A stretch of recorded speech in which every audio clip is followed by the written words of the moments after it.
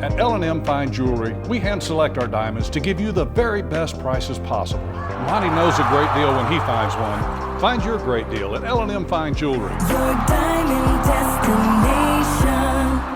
Hey, what's going on, everybody? Sammy the Kim here, and I'm back with another one. I appreciate you guys for tapping in to yet another Tuesday video. It was a great weekend of college football. Montana had a really thriller game. Idaho versus Abilene Christian ended up being a good game at the end. I'm telling y'all, if you guys are not listening to my game picks that I'm making every week, telling you which games to go pay attention to in the Big Sky Conference, you're missing out. Two thrillers. Montana played a thriller in Washington Grizzly Stadium. They go on to face Eastern Washington this week. Idaho played a really good game against Abilene Christian on the road. They got the victory there, a ranked win for them. They've been having a really good season. We'll talk a little bit about that. But if you guys are paying attention right now, please hit the like button. Please hit the subscribe. Make sure you leave a comment down below. And we will get straight into the video. Okay. Montana versus Western Carolina. I almost said Western Kentucky. Montana versus Western Carolina. It was an amazing game. Montana started down, but, as they developed last year, some of that championship medal that they have inside of themselves, they never flinched. They never get down on themselves. They trust in the guy next to them, and they came back and got the victory. It was an amazing game. Montana got down 17-0 early on in the game. They bounced back later in the second quarter. The first quarter was really rough for them. They couldn't stop the passing offense of Western Carolina at all. Cole Gonzalez was throwing the ball all over the place.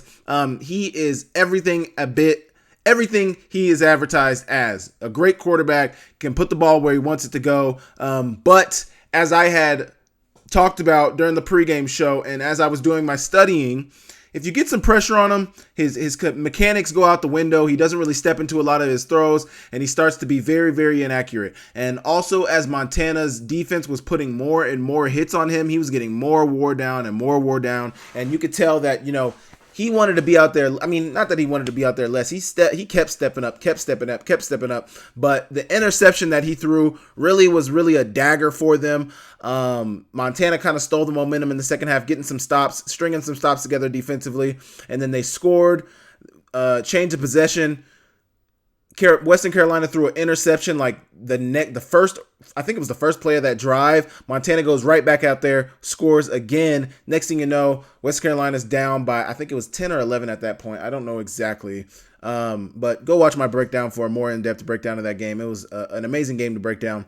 But yeah, it was devastating the way it worked out for Western Carolina. I think they were a better team than what their record says. They're 1-3. They lost a bad one to Campbell. They obviously lost to North Carolina State. They beat a ranked Elon team, but at the same time, they lost to Montana on the road in Washington Grizzly. Not a lot of teams have come in there lately and got a victory. The last team I think to come into Washington Grizzly Stadium in the regular season would have been Sacramento State in 2021. Outside of that, I can't think of teams. I think somebody posted the stat in the last 35 home games, Montana is 33-2. In those last 35 home games.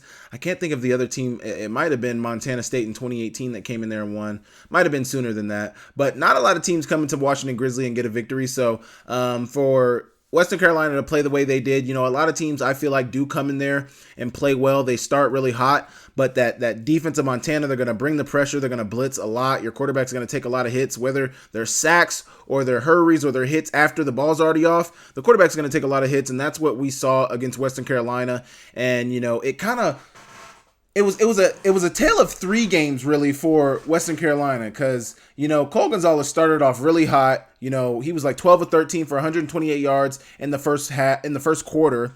And then the second quarter, he kind of fell off. I can't remember exactly what the stats were. They weren't great in the second quarter. And then the third quarter, he didn't play great as well. But then in the fourth quarter, when they really needed it, he started to pick it back up. And it was just weird, I don't know. I don't know really how to judge that. But he was a good quarterback. His completion percentage doesn't say that, but he threw for 300 passing yards, some touchdowns. He played well. Cole Gonzalez played well. He was a worthy opponent for Montana. It was a really good game to watch. If you guys haven't watched it, go watch my breakdown. I'm breaking down, the ins and outs of that games, what Montana did good, what they didn't do well, what they can improve on. It's it's been an awesome season this year for Montana. They lost a bad one to North Dakota. I don't even know if I would consider that a bad loss to North Dakota. North Dakota's a really good squad. They're one of the best teams in the country. They're one of the better teams in the Missouri Valley Football Conference, which is a really good conference. They obviously were a playoff team last year. A lot of people would see that game against North Dakota as a game Montana should have won. But if you talk to a lot of Montana fans before the season and you ask them, what is Montana's record after their non-conference schedule? A lot of people would have said 3-1. Ideally, optimistically, people would think that it should be 4-0, looking at their schedule. I'm blanking on who they played early on in the season, but obviously they played Western Carolina. They started the season off with Missouri State. That was a really tight game at home. They played North Dakota, lost by 3. Should have honestly probably won that game. They played Morehead State, beat up on them, and then Western Carolina. A lot of people would have said, Western Carolina or North Dakota would have been one of those two losses if they were to go 3-0. But 3-0 was really the worst that people saw them ending up after their non-conference schedule. Now they go into conference play. I think early on, a lot of people were thinking that Eastern Washington might have been a worthy opponent for Montana. And they still may be a worthy opponent. Eastern Washington plays really good on the red turf. We will see what they're able to bring to the table against Montana. Defensively, they've struggled mightily this year. Obviously, they just lost to Nevada. They lost a close one to Drake. They haven't really had the greatest season. They lost to Drake. I believe they played another FBS. No. They beat Monmouth. They lost to Drake. They lost to Southeast Louisiana, which is one they probably should. Honestly, if we're really speaking about what really should have happened, Eastern Washington never should have lost to Drake. They should have beat Southeast Louisiana. They've lost a couple of close ones. They lost to Southeast Louisiana by 4. They lost to Drake by 3. Kakoa Visperis is one of the most accurate quarterbacks in the country currently. He's completing like 79% of his passes right now, but that is not materializing into wins. He's efficient. He's a very efficient quarterback. But defensively, they need some help. They need some stops. They gave up 49 against Nevada, 28 against Southeast Louisiana, 35 in an OT loss to Drake. And then even when they beat Monmouth 42, but they put up 42 on Monmouth, but Monmouth put up 27. A lot of that was in the second half when it seemed like Eastern Washington had taken their foot off the gas. Montana will play Eastern Washington this week. I would say that's a game Montana should win, but in terms of Western Carolina and what I think they will be, I don't know. We'll see what they're able to do the rest of the season. I think they're going to be one of the better SoCon teams this year. But in terms of what they brought to the table against Montana, they really gave Montana everything they could handle. That one interception, as I mentioned, was probably the difference maker for the game. Their quarterback was 25-47, 340 passing yards, 2 touchdowns, that one interception. They rushed for 103 yards, so probably from that standpoint, their main running back, Branson Adams, had 17 for 91 and 2 touchdowns. But in the grand scheme, 103 rushing yards is not great. Montana rushed for 350 rushing yards. So from that standpoint, Montana's really been dominant on the ground, really dominant on the ground. So, it's hard to really judge. It's hard to really judge what you're getting from this Western Carolina football team right now. They had one receiver who had 229 receiving yards, and I think that's one thing that you hadn't really seen from this Montana defense yet is them getting beat up in the air. I think it had really been the ground game. When you watch that North Dakota game, they really dominated them on the ground. And I guess I take that back because Missouri State really was able to carve the zone up of Montana. They were really able to carve them up in the air. And they got exposed. They got exposed from that standpoint. They really got exposed. And when you look back on it now, it's just tough. I don't know what they need to do defensively because I don't think they're a team that can play a ton of man coverage. That might come to bite them. I don't know if they'll see receivers like they saw against Western Carolina. Those receivers were very good. Tamares was really good. Colombo, who a lot of people thought would be the guy, was really good. I thought that tight end, Jake Young, was very good. He didn't really go crazy. Branson Adams was a good receiver out of the backfield. They had some pretty good receivers, mainly Colombo and DeAndre Tamares. I don't think anybody had it on their scorecard for DeAndre Tamares to even have over 100, much less over 200, plus 225. He had 229 receiving yards on 8 receptions. Absolutely ridiculous. That's something that Montana is going to have to get fixed, but it seemed like the tackling for Montana was better. It seemed like they played at a higher level yesterday. It seemed like they were playing better football. It seems like they were playing more sound football defensively. And then they got the stops when they needed to get the stops. Obviously, giving up 35 points is not ideal. That's not something you saw from a Montana defense last year a lot. I can't remember the stats exactly, but I don't think many teams put up more than 30 points on Montana last year defensively. You know, they were giving up an average of like 17 to 18 points a game last year defensively. So no teams were getting that many points on them last year. So to see a team put up 35 on them, 27 in the first half, that's definitely something they're going to have to get settled up with. But, Montana's looking pretty decent right now. I would honestly put them at, like third in the Big Sky Conference currently. They won a ranked game against Western Carolina. They lost a close one against a ranked North Dakota. The Missouri State, I don't know how they're going to end up. I think Missouri State might be 2-2 right now. I have to go look. What is Missouri State right now? Missouri State isn't a great team right now. They lost a close one to Ball State. They lost by like 8 to Ball State. They played them really closely. But, Missouri State is currently sitting at, what are they?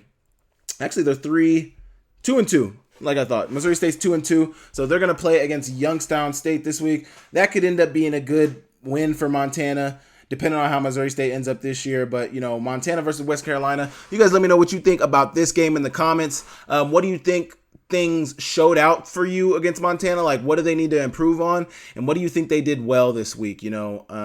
I think one thing I didn't even talk about, I'm not even talking about some of the players in the game. Kali Ayat set a record in rushing touchdowns for a quarterback for the University of Montana. He rushed 11 times for 57 yards and 4 rushing touchdowns, 2 of those on quarterback sneaks, a couple of them on read options. The reads were the same play as well. So 2-2 in terms of the plays being called on those rushing touchdowns.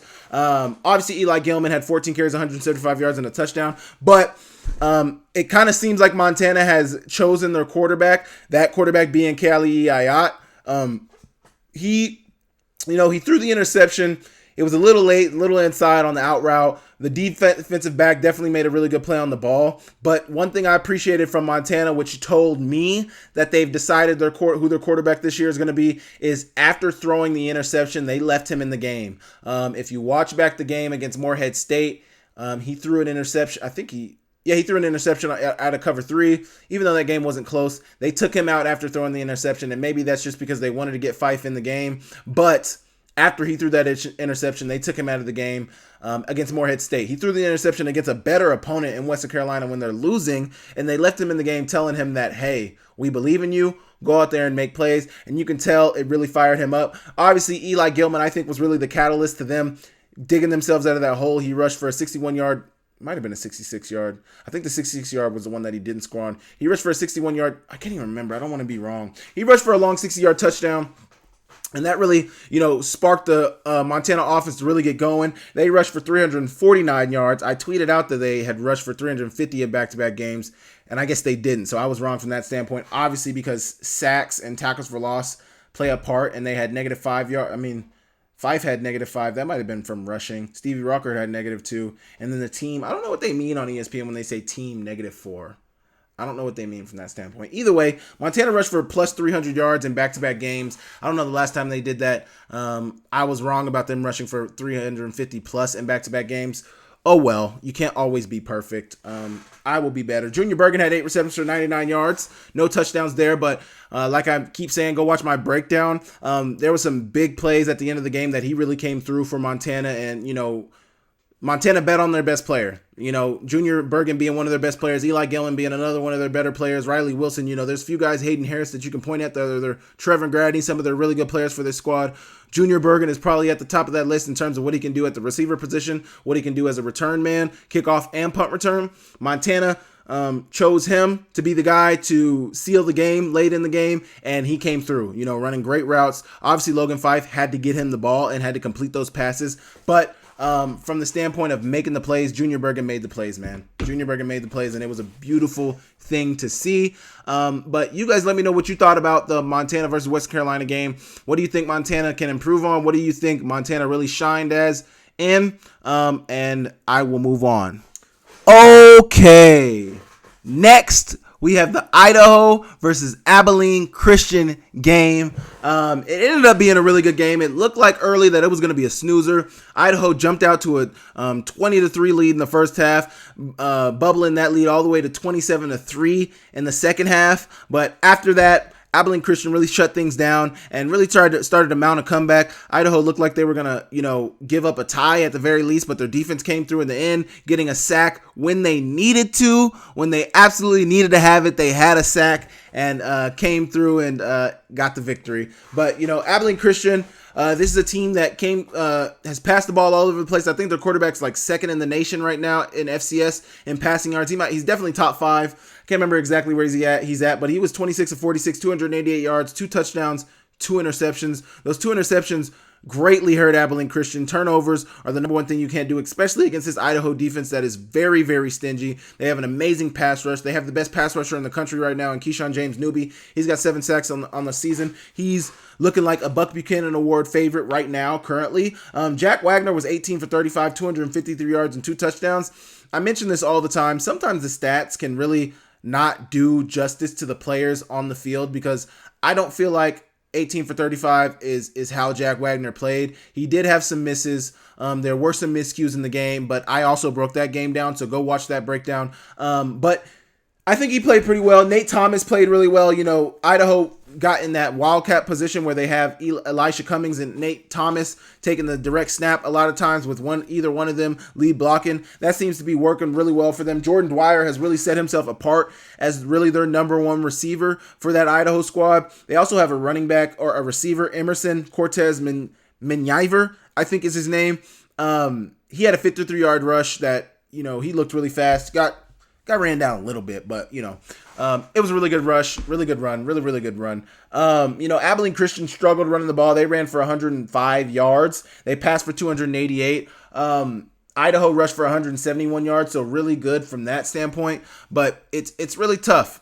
It's really tough to tell with this Abilene Christian team. They were ranked 19th in the country. Gotta believe, they lost to the number 4 team in the country. They might not fall. They fought back, made it a really close game, and only lost by 3. So I don't know if they'll drop super far in the rankings. But that United Athletic Conference is looking pretty decent. You got University of Central Arkansas, who's 3-1 in that conference. You have Tarleton, who's 3-1 in that conference, and you also have Abilene Christian, who's 2-2. You got Eastern Kentucky, who's 2-2 as well. Southern Utah is 1-3. I honestly thought they were a better team than what their record shows. They took UC Davis down to the wire. But that United Athletic Conference, I haven't been very high on that conference. But I did mention that Central Arkansas and Tarleton are going to be fighting for the top spot in that conference. And they definitely are. Both are 1-0 in conference right now. Both are 3-1. Both have the top rushers in the country in that United Athletic Conference. So excuse the heck out of me, UAC Conference, WAC Conference, whatever you want to call it. WAC Conference, not WACK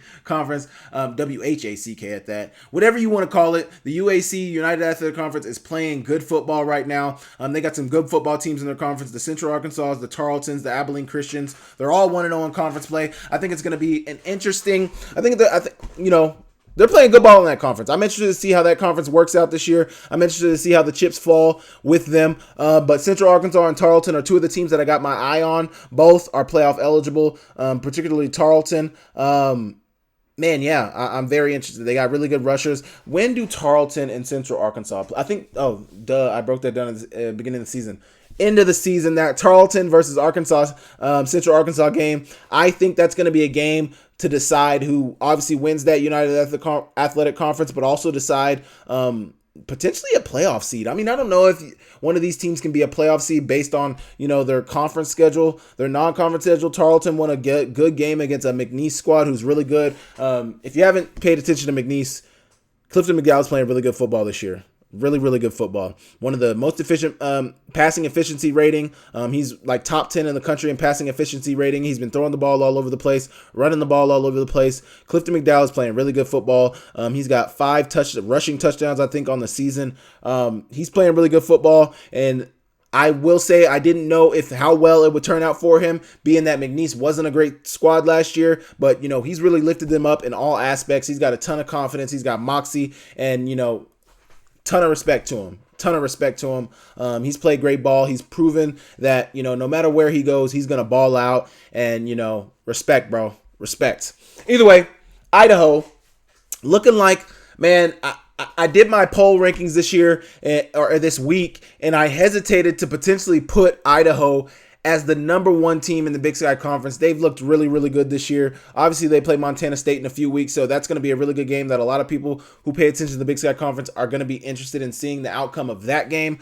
I'm very interested in seeing the outcome of that game. I think it could be, I think it's going to have incredible implications on the Big Sky. It's probably the biggest game in the Big Sky Conference outside of the Brawl of the Wild, which also could have crazy playoff implications. But currently, Montana State hasn't showed us anything for them not to be the number one team in the conference. So I got Montana State first, I got Idaho second, and I got Montana third.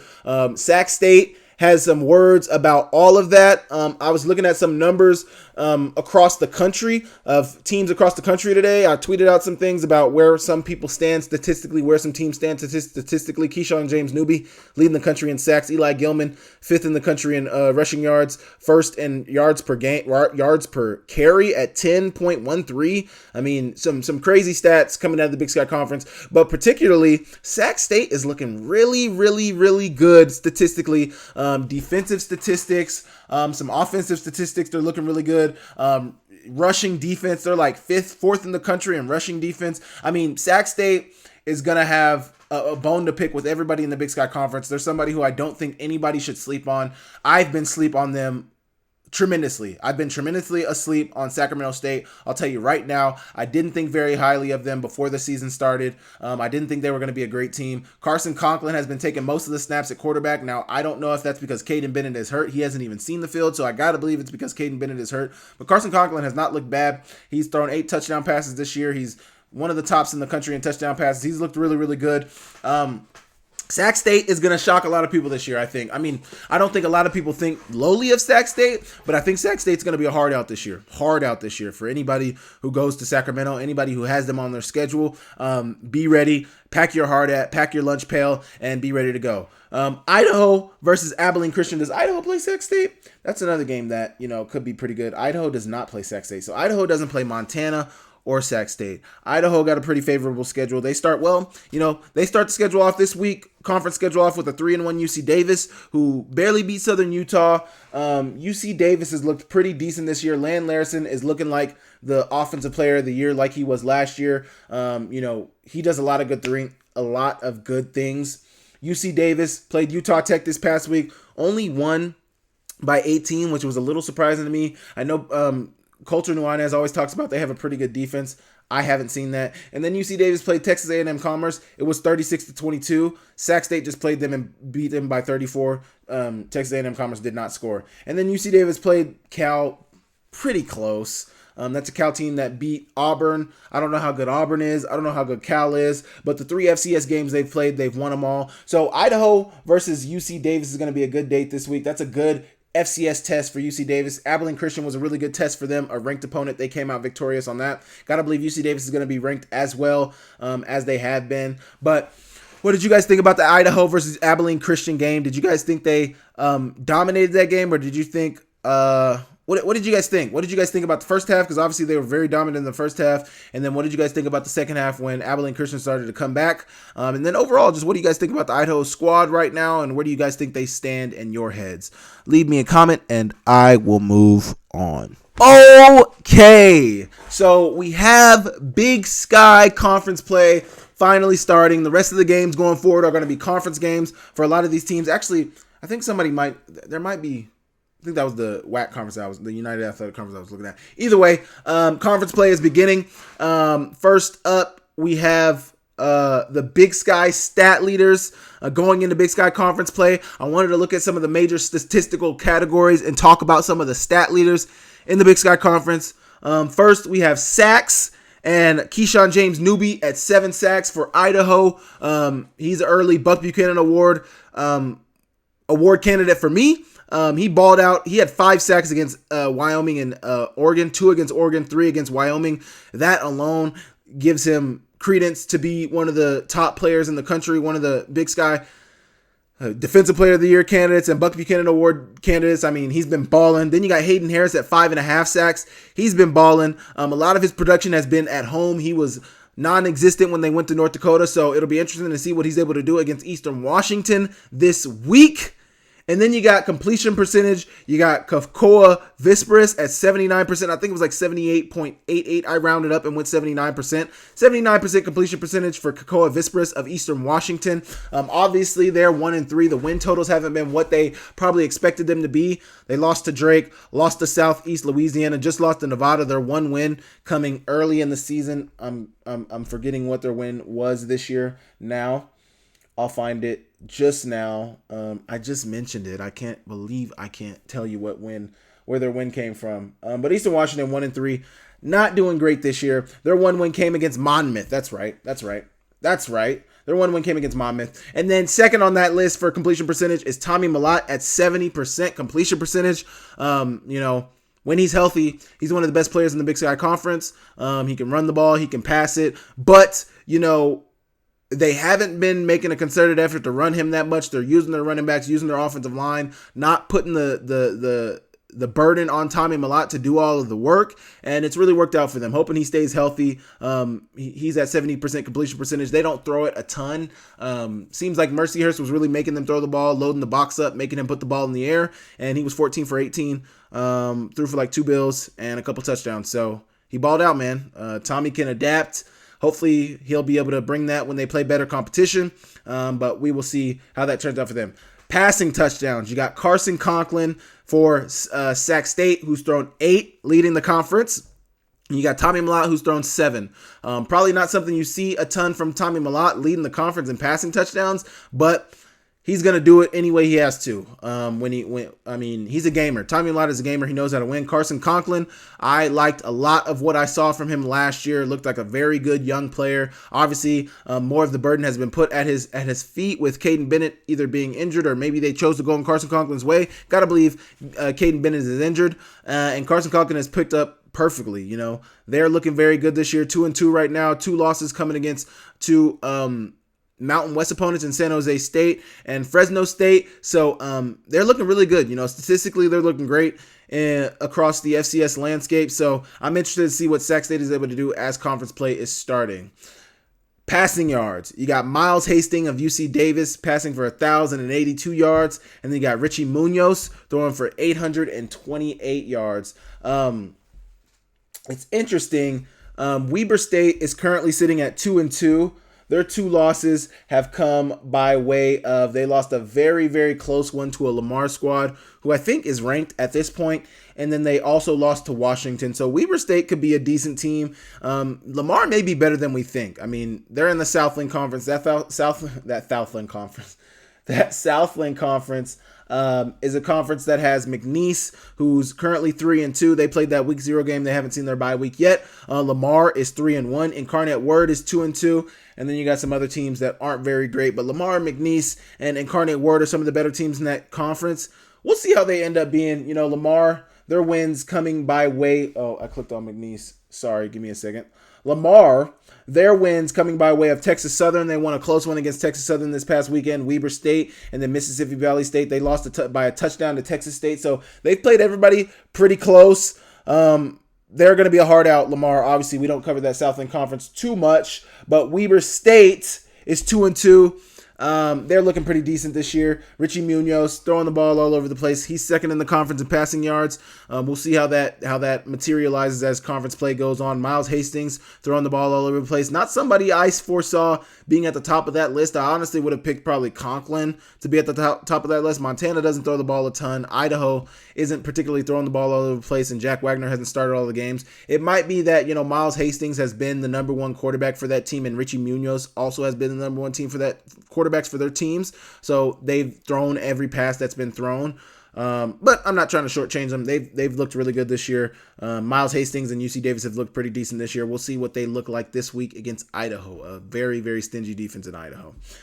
Receiving touchdowns, you got Efton Chisholm and Tyre Brooks of Northern Arizona. Efton Chisholm, obviously the receiver for Eastern Washington. He's my top receiver in the Big Sky Conference this year. He was my top returning receiver coming into the Big Sky Conference.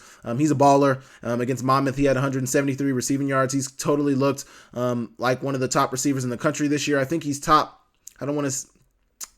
4 4 or 5. I think he's definitely top 5 in receiving yards. He's got a 406 receiving yards this year. He's up there towards the top. He's leading the country in receptions currently with like 39 receptions. Might be a little more than that. Don't quote me on that, but he's got a ton of receptions this year. He's looked really, really good this year. But obviously his team is 1-3. They haven't got the win totals that they would like.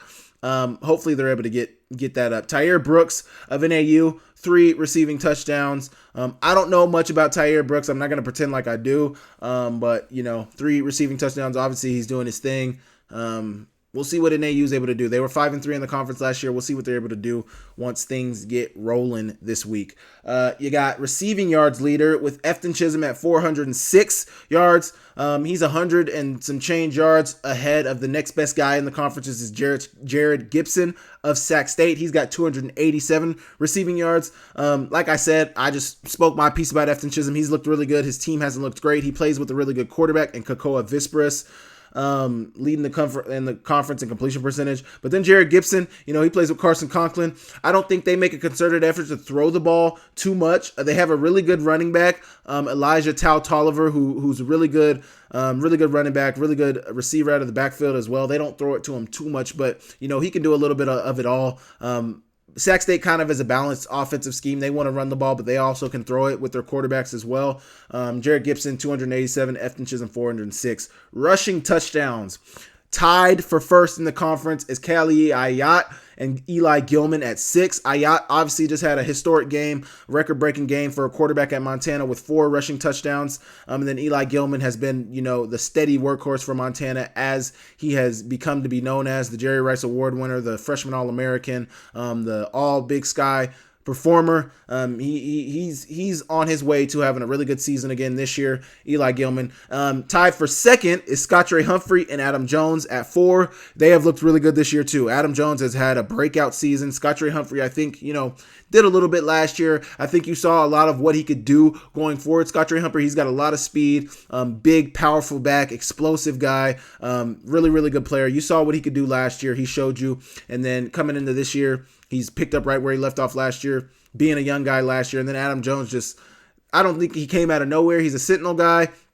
Looks really, really good this year. Has put some really good speed on tape against Montana State, or not Montana State, New Mexico, not even New Mexico State. New Mexico showed his speed, showed what he could do, and they've looked really good. So the 2 Montana schools leading the way with rushing touchdowns. Rushing yards leaders in the conference. You got Eli Gilman at 456 rushing yards. That's 5th in the country right now. He's looked really, really good this year. And then Scottre Humphrey at 428. I think he's sitting at 7 or 8. Don't quote me on that, but he's sitting top 10 for sure. He's looked really good this year as well. The 2 running backs at the top of that list in the country were Kayvon Britton and Shunderick Powell, University of Central Arkansas, Shunderick Powell and Kayvon Britton of Tarleton. Those dudes are workhorses and dogs. They're at like 600 plus rushing yards already on the season in 4 games. Shunderick Powell, I think, just rushed for like 170, maybe 200. He just had a ridiculous rushing game. I mean, these guys are just absolutely balling out this year. But Eli Gilman, Scottre Humphrey, they look really, really good. They look really, really good. They've played great games this year. Eli Gilman looking like one of the better running backs in the conference right now. Elijah Tolliver's at 3 in the conference right now. He was right outside that top 2. I can't remember. He's got 400 and something right now. But there's some decent running backs in the conference, and we'll see how that shapes out as conference play gets going. And then last stat I put on here was total tackles. You got David Meyer of UC Davis with 41. I think he had 27 solo tackles. And then you got Peyton Wing of Portland State at 27 total tackles. I think he had 20 solo. So guys getting to the ball, guys making tackles. David Meyer was one of the tops in the country in that stat. And Peyton Wing, I don't think, was one of the tops in the country. He was pretty low on that list, maybe like top 40 or 50. But definitely top 2 in the Big Sky Conference. Interesting. I mean, I don't know what the tackle stats usually look like year over year, so I can't say, if this is low or high or if this is pretty comparable. But, some pretty good players in the Big Sky Conference. Obviously, those are some of the stat leaders in the Big Sky Conference. You guys let me know what you think about this. Is there anybody that wasn't in these top 2 top 2 of their major statistic category that you guys thought might be in here? Anybody that you noticed I missed, let me know in the comments, and I will move on. In the Treasure State, University of Montana football is a way of life. Lithia Ford has long been a proud sponsor of Grizz football, and Lithia Ford of Missoula is thrilled to have several of the best Montana football seniors driving the best trucks in Montana. Aspen Sound is the premier car audio and accessory shop in Montana. Aspen Sound makes sure the boys are riding in style with tinted windows and state-of-the-art stereo systems. There's always a party in Montana. Whether you're going to a concert, a wedding, or a football game, the Montana Party Bus will get you there. Skyline Sports and ESPN MT cover the Big Sky with more depth than anyone. Check out SkylineSportsMT.com and tune in to Nuanez Now on 1029 ESPN Missoula every day. My Montana Roots and Wear Your Roots clothing is your go-to spot for the most unique and comfortable lifestyle clothing you'll find anywhere. And get your custom t-shirts to support your favorite player. From 5 local businesses who love Montana, best of luck to the Grizz as they pursue another Big Sky Conference championship. Okay. As you guys know, I do a Big Sky poll every week. The Big Sky poll is in this week. Like I mentioned, not to sound like Stephen A, but this list is definitely fluid. It's going to move every week. Teams are going to go up, teams are going to go down, and I'm not projecting who I think these teams are. I'm picking these teams based on who they have shown they are right now. And what I have seen from these teams tells me that they should be ranked here. I already told you guys what my top 3 is if you've watched the whole video. First is Montana State. Second is Idaho. Third is Montana. Fourth, there's a new number 4 in the rankings. I think 4 has changed all 3 weeks that I've done this poll so far. I didn't do the first week. I missed that. I was a little late. 4 on this list is Sac State. They may be moving up. We'll see how they play. I don't know if they have any tough games coming up in Big Sky Conference play yet, but definitely got my eye on Sac State. Definitely got my eye on UC Davis. There's definitely going to be some movement after this week. You got Idaho versus UC Davis. There might actually not be any, because if Idaho wins, if Idaho wins against UC Davis, I might put them at number 1. Depending on how they look against UC Davis, Idaho might get that number 1 spot. We will see. But Sac State at number 4, UC Davis at number 5, Weber State at number 6. Still, the jury's still kind of out on them. Lost to Lamar, but Lamar may be a really good team. We don't know yet. They're 3-1 right now, behind McNeese in that Southland Conference, who's 3-2. We don't know yet. Weber State, we'll see. We'll see Weber State. At number 7, you got NAU. At number 8, you got Idaho State. At number 9, you got Eastern Washington. They've been slowly falling and falling and falling. Somebody go grab Eastern Washington and pick them back up and bring them back to the top of the rankings. I don't know if they'll get there. I have some friends in the media business that don't think very highly of Eastern Washington. I was on the other side of the coin. I thought they were going to be a pretty decent squad offensively. I like the quarterback. I like the receiver. They look like a good squad. But you got to be able to stop people. You got to be able to stop people from you got to get your defense off the field. Your defense has to get off the field, and that's something that's always hurt them. At number 10, you got Cal Poly. At number 11, you got Portland State. At number 12, someday Northern Colorado will get up there, but Northern Colorado's at 12. They're currently 0-4. Portland State's 1-3. They might even be 1-2 because they had that game canceled. I think they are 1-2. And then, Cal Poly, team sitting at the bottom, just tough. Can't get a win. Can't find a win. Looking to be better. Can't be better. Hiring new coaches. Seems not to work out for them. Eventually, it'll work out. But what do you guys think about my top 12 poll for the Big Sky Conference? Not even top 12, just like my poll for the Big Sky Conference. What do you guys think about it? Montana State, Idaho, Montana, Sac State, and UC Davis in my top 5. Weber State on the outside looking in. But really, I think the conference right now, to me, looks like it's about those top 5. MSU, Idaho, Montana, Sac State, and UC Davis. Those are the best teams. Obviously, MSU and Idaho have shown that they're I don't want to say head and shoulders, but they are in a class of their own currently in the Big Sky Conference. Montana still has to show me a little something.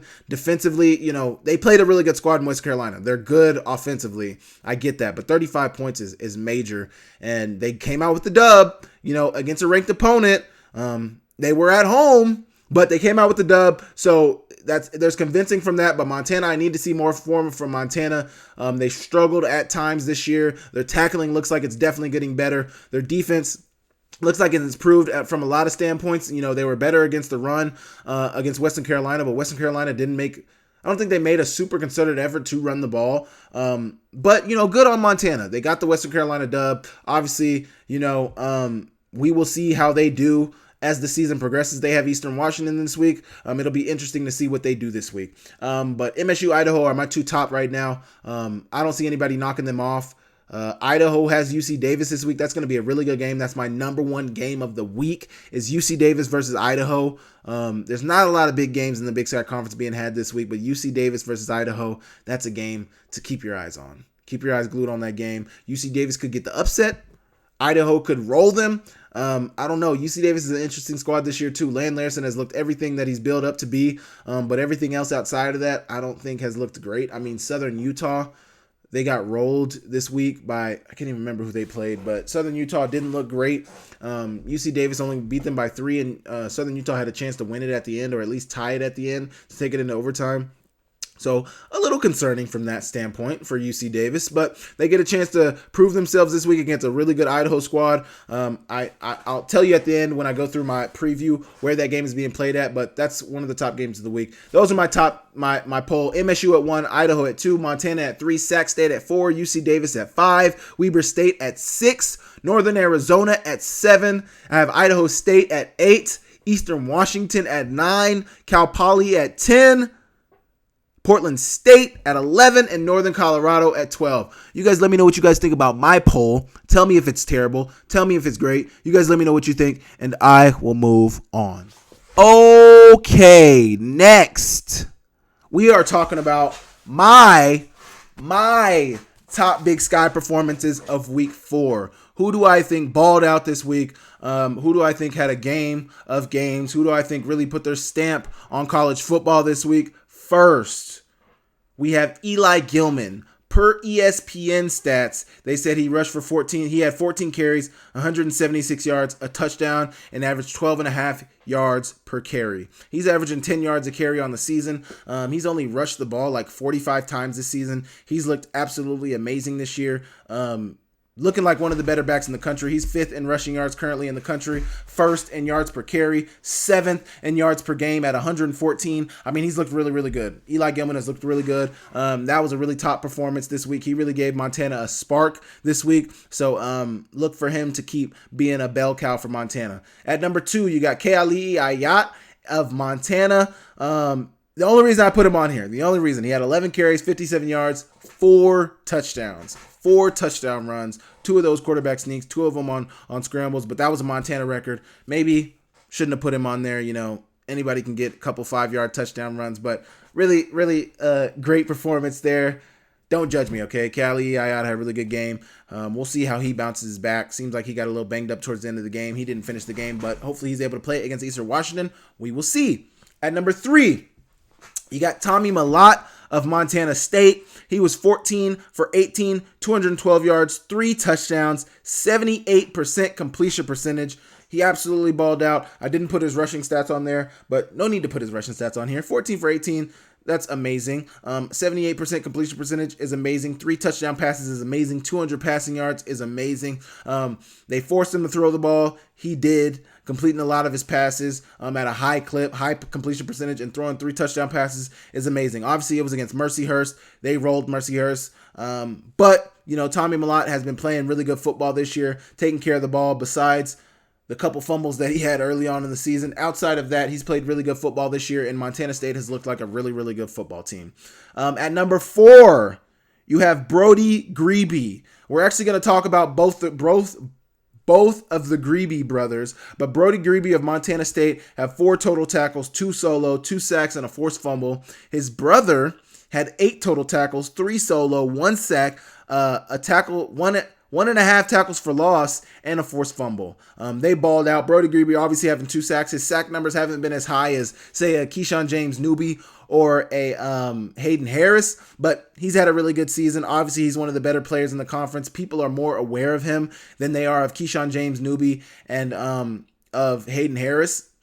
But he's balled out, man. Brody Grebe is a good player, a player to watch. He's wearing that legacy number from Montana State. Yeah, he had a really good game on Saturday against Mercyhurst. The newest, as Sam Herder mentioned when he posted that they won, the newest FCS member in the subdivision. So take that for what it is. But I'm pointing out the best games in the Big Sky Conference. At number 5, you have Lan Larison of UC Davis. I think this is the second week in a row that he made it on here. He had a really good game against Southern Utah last week as well. 28 carries, 120 yards, 2 touchdowns, 4.3 yards a carry, 5 receptions, 43 yards, 1 touchdown for 163 total yards and 3 total touchdowns. Touched the ball 33 times. Man has been balling. Lan Larison was Offensive Player of the Year in the conference last year for a reason, and I think he's making a strong case to be such this year. If he can keep on, if he can keep healthy, Lan Larison's a really good player. He's a dog. He's balled out this year. Looking for him to continue his stellar play. They play Idaho this year. This week. I mention it. They're a very stingy defense. A very, very stingy defense. It'll be very interesting to see how Lan Larison is able to affect that game. Miles Hastings, how is he able to affect that game? How will they play offensively? Defensively, I don't know. It could be a pretty good game defensively for Idaho and UC Davis, but offensively is what I'm really looking at for what is UC Davis going to do offensively. What are they going to do offensively? Because that Idaho defense is stingy. And then my last top performance, Big Sky performance of week 4 is somebody who I haven't heard of in the Big Sky Conference so far this year, but they had a really good game against, who did Weber State play? I'm pulling it up right now. I'm so sorry.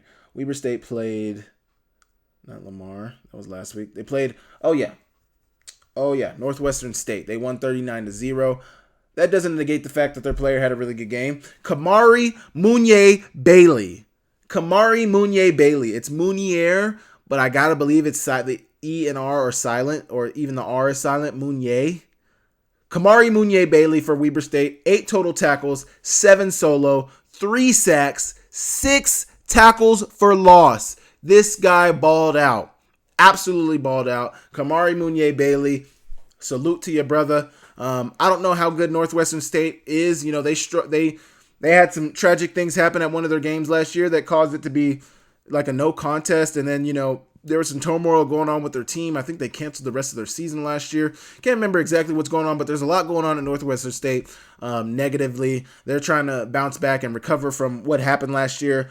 But that doesn't negate the fact that the ball was rolled out there. They were keeping score, and Kamari Mounier Bailey balled out. 8 total tackles, 7 solo, 3 sacks, 6 tackles for loss. 6 tackles for loss? I mean, was this man living in the backfield or what? Oh my gosh, what a great game for him. He's a defensive end for Weber State. Amazing game. Absolutely amazing game. I should have talked about him first. 3 sacks, 6 tackles for loss. 6 tackles for loss? What are we talking about right now? Amazing game from Kamari Mounier Bailey. Amazing. You guys let me know if I missed out any top performances. Were there any top performances that you guys saw that I should have mentioned? Who did I miss? Who should I have mentioned? Who did you guys think balled out this week? Who are you guys interested to see if they have a great game this week? Let me know, and I will move on. Join Town Pump's Pump It Up Rewards Plus program and never pay full price for fuel again. Save 5 cents on every gallon every day at any Town Pump across Montana. Plus, earn and redeem points on your favorite in-store items to get free stuff with our clubs. Stop in and pick up a rewards card. Download the Pump It Up Rewards Plus app today. Or visit townpump.com/rewards to register and start saving. Right down the road, pump it up, oh yeah. Okay, we are going to be talking about a Big Sky Conference play preview. Big Sky Conference play is about to begin this week. Week 5 of the FCS season. Week 5 is about to get kicked off. It's been an amazing season so far. The conference is starting to shape itself. I mean, I can't even say that the conference is starting to shape itself out, but some of the haves and have-nots in the Big Sky Conference have definitely established themselves. Montana State, Idaho, Montana, not Weber, sorry. No offense to Weber State. UC Davis and Sac State, they've definitely set themselves apart, but we're going to be previewing all the games in the Big Sky Conference. I'm so happy that Big Sky Conference play has finally started because I can't imagine covering the CAA conference. There's 16 or 17 teams in that conference. If I had to preview every non-conference game for the CAA, I mean, I'd never get done. Finally, Big Sky Conference being one of the top 3 biggest conferences in the FCS. Finally, there's less games to preview. One note, Clifton McDowell is coming back to the Big Sky Conference this week to play Weber State. We'll get to that game later. You got Cal Poly and Northern Colorado, the battle of the bottom. Obviously, Portland State, I think I had 11 in my poll. 10 at 10 was Cal Poly. You got number 10 and number 12 in my Big Sky Conference poll playing against each other. Cal Poly, Northern Colorado. I'm obviously going to pick Cal Poly to win this game. I don't think very highly of Northern Colorado. They've struggled ever since they've been in the Big Sky Conference. I've never really seen them to be stiff competition. I was part of a team. I was a redshirt, but I was a part of a team that lost to Northern Colorado and Greeley back when they had the grass. That was back in 2016. We don't have to talk about that. But Northern Colorado, they're 0-4. Cal Poly's 1-2. They play this week. It's going to be an interesting game. I mean, go tune in. It's at 1 p.m. on ESPN Plus. That's the first Big Sky Conference game being played this week. You guys can tune in if you want. I'm not telling you not to tune in, but you can do what you want. You can go watch that game. It's on ESPN Plus being played in Greeley, Colorado. Go tap into that game if you want. Next, we have Sacramento State against Northern Arizona. Obviously, I think very highly of Sacramento State. Those feelings have been recent. I didn't think super highly of them to start the season, but they've really... statistically, they've really shown me something. Obviously, stats can be deceiving. We'll see what they do when they play on the field. I haven't watched a ton of Sac State games. I've really only looked at the box scores, so I'm not going to judge them without watching some of their games. Sac State plays Northern Arizona this week. And one of the reasons why it's been hard to watch their games is they played those two FBS games, and they were on, CBS or they were on a weird network. Either way, they're playing on ESPN Plus this week at 2 p.m. That's going to be the second Big Sky Conference game being played this week. I'll probably get a chance to watch a lot of that game. They play... on Saturday on ESPN Plus in Flagstaff, Northern Colorado, or Flagstaff, Arizona, against Northern Arizona in the dome, in the altitude. Sacramento State, that's going to be a good test for them, a decent test for them. I think, they haven't necessarily been tested. They played some FBS opponents, but from an FCS standpoint, I don't think Sac State's been tested majorly this year. Obviously, they lost to Fresno State. Obviously, they lost to... who was the other? Fresno State, and they lost to San Jose State. They played those games pretty tightly, but then they beat Nichols and they beat Texas A&M Commerce. So I'm very interested to see what they're able to do against a Northern Arizona squad that might have something to prove in the Big Sky Conference this year. We'll see. But Northern Arizona, Sac State, that game is being played in Northern Arizona. They're both 2-2. Decent way for Sacramento State to kick off Big Sky Conference play. We will see how that game turns out. Next, you got Portland State at UT Chattanooga. UT Chattanooga. Obviously, Portland State played Weber State a couple of weeks ago to kick off their conference schedule. So that is why Weber State is currently at the top of the conference standings, because they're 1-0 and nobody else has played a conference game. Got to believe that'll work itself out. But they play UT Chattanooga, who's 0-3. Portland State's 0-3 as well. There's a chance for them to get their first dub this season. Should be very interesting for them. I think earlier I said they were 1-2. They're not 1-2. They haven't got a dub. They're 0-3. Northern Colorado's 0-4. So I take back what I said earlier. Misstep by me once again. I'm so sorry. I'm still learning and getting better. Please stick in there with me.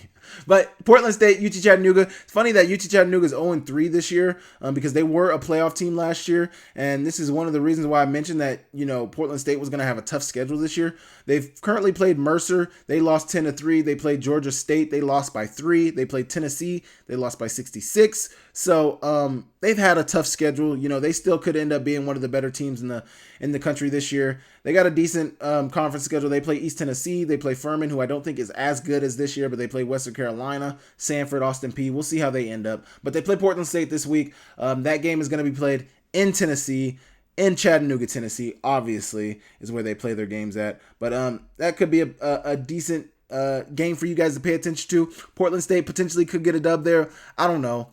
I would pick Chattanooga in that game, but we will see. That game's being played at 4 p.m. on ESPN Plus in Chattanooga, Tennessee. Next, we have Montana State versus Idaho State. Montana State should absolutely roll Idaho State by at least 21 points. I would pick them as a 3-point favorite if I were a bookmaker.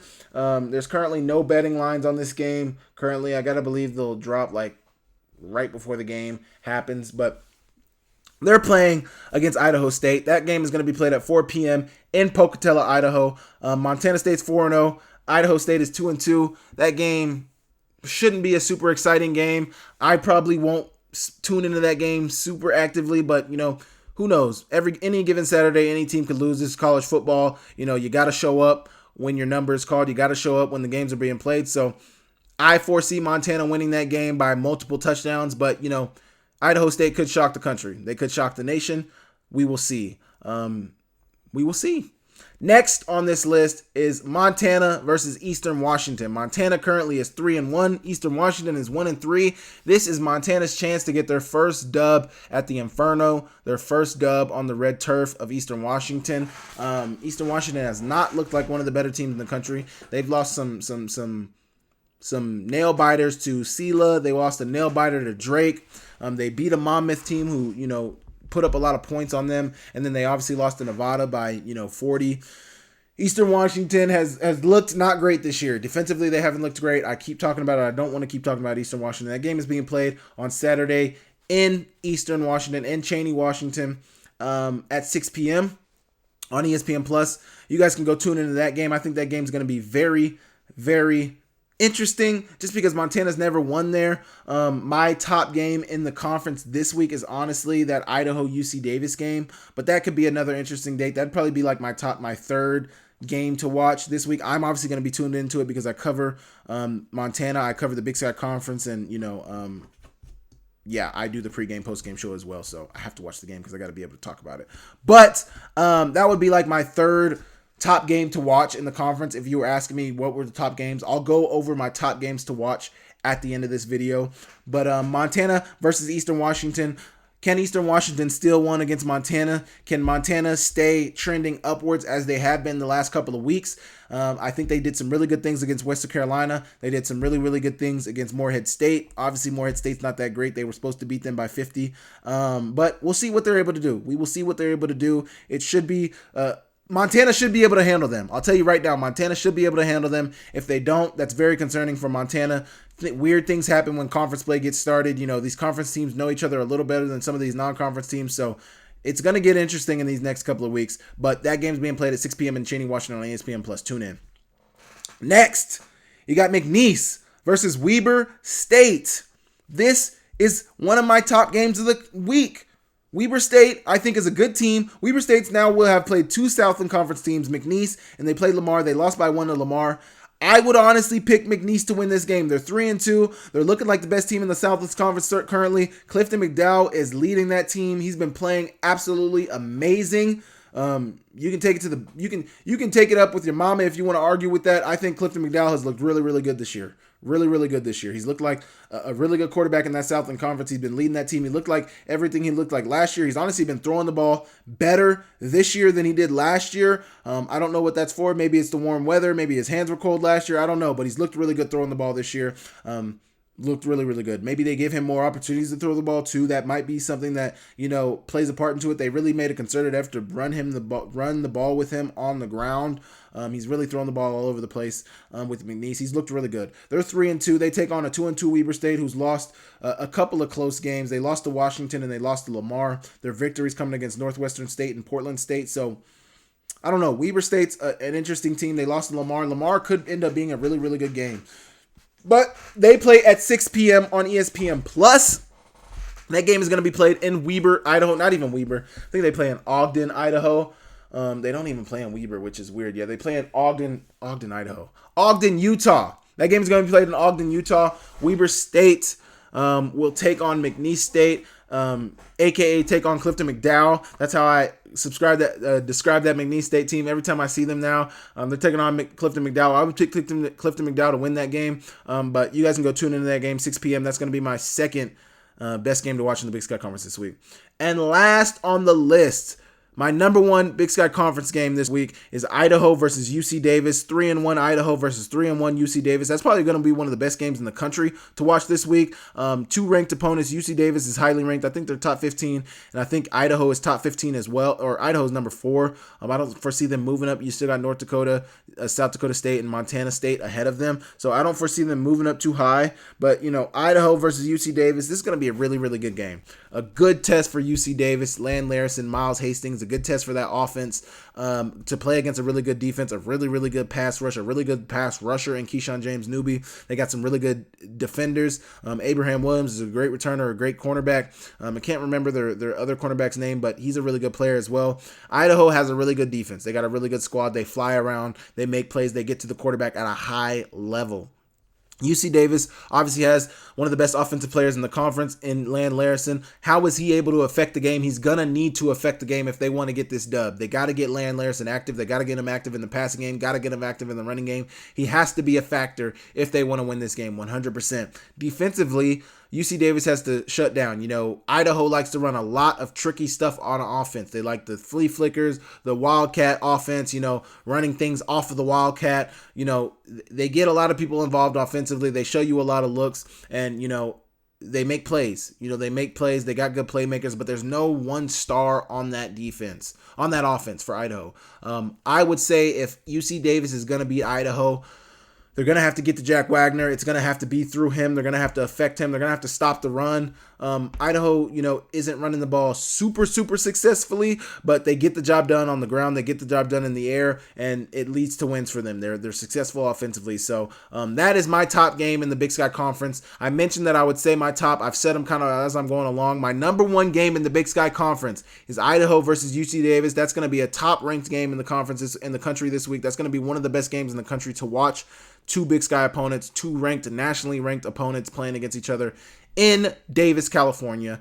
The number 2 game in the Big Sky Conference this week is not even a Big Sky Conference game. McNeese versus Weber State. That's going to be a really good game to pay attention to. I think that's a game people should pay attention to and watch to see, you'll get a good gauge about Weber State. You'll also get a good gauge about McNeese. If you care about McNeese in the Southland Conference, I think that'll give you a good idea of how good they are. And then my third game is Montana versus Eastern Washington. I hesitate to say Montana versus Eastern Washington and really look at that Sacramento versus Northern Arizona game. I want to see how Sacramento State does against Northern Arizona. They're playing against an FCS opponent who I think is a decent FCS opponent. I haven't even really looked at Northern Arizona, what they have done this year and who they've beat. I'm pretty sure they beat Utah Tech last week. Yeah, they beat Utah Tech last week. They just lost to Incarnate Word by 24. They played Arizona very tight. I know Arizona's not great, but they played Arizona tight when they were ranked 20th, and then they beat a school called Lincoln. So very interesting. They lost to a Southland opponent who probably isn't one of the better Southland Conference teams. They're probably middle of the pack in the Southland Conference, but I think Incarnate Word could shake things up in the Southland Conference with McNeese and Lamar currently sitting at the top right now.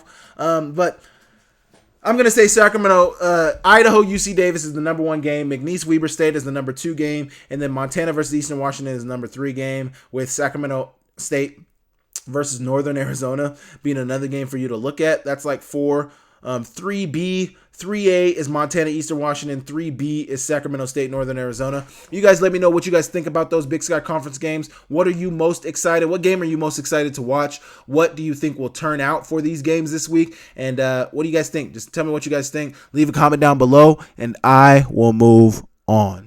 Okay, that is going to conclude my Tuesday video today. I appreciate you guys for tapping in. Make sure you guys leave me a comment. Make sure you guys leave me, subscribe to the channel. Subscribe. All the subscribers help me out tremendously. I've grown my channel a lot in the last few weeks. Been doing a lot of breakdowns. Tell me if there's any games that you guys wanted to see me break down. If there's any teams that you guys wanted me to see me break down. Obviously, I don't want to break down any games that were blowouts. Those aren't very exciting for me. I obviously did the Montana game because there weren't a lot of exciting games going on in the conference that week. I don't think there were any exciting games in the conference that week besides. And also, there were some games that I tried to get, but, I had some technical difficulties that Saturday night trying to record some of the games. And I was also trying to break down that North Dakota State, East Tennessee State game. So that kind of, took a lot of my attention. That was a really good game. If you guys haven't watched that breakdown, go watch that breakdown. East Tennessee State. I know it was a week ago at this point, but man, I just can't get over the fact East Tennessee State lost that game. Woo! Okay, make sure you guys leave a like. Make sure you guys comment down below. Make sure you guys subscribe to the channel. I appreciate you guys for tapping in. I will catch you guys next week. Thank you so much. See you later.